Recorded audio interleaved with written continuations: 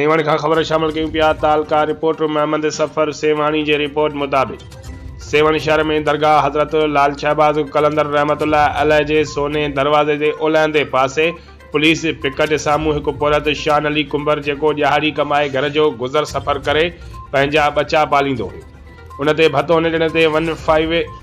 सेवण जे हिकु पुलिस एहलकार ज़मीर भचू सख़्तु तशद्दुद जो निशानो बणाइण बैदि जेका पुलिस गर्दी खुली दहशतगर्दी आहे।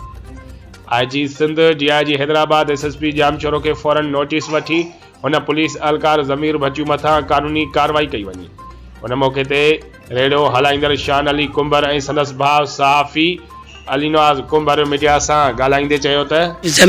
ज़मीर गचो जेको आहे मूंखे हितां खणी वियो ज़मीर बचो हितां 15 वारो आहे हितां खणी वियो आहे उते मूंखे तशद्दुद कयो अथसि मारियो अथसि उन खां पोइ चयो वियो आहे त मुंहिंजो नालो खईं त दुकान ते तोखे गोलियूं हणी वेंदासीं असां सर 15 पे पुलिस वारो ज़मीर गचो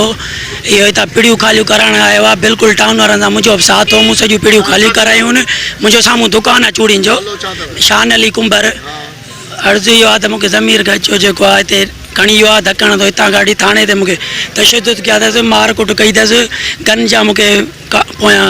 काटतो आया अथसि उन खां पोइ नाजाइज़ी वॾी कई धकायो वरी हलियो वियो आहे। मां दुकानदार आहियां ग़रीब शरीफ़ चूड़ियुनि हलाइण वारो आहियां मुंहिंजो बचनि जो गुज़र सफ़र इन ते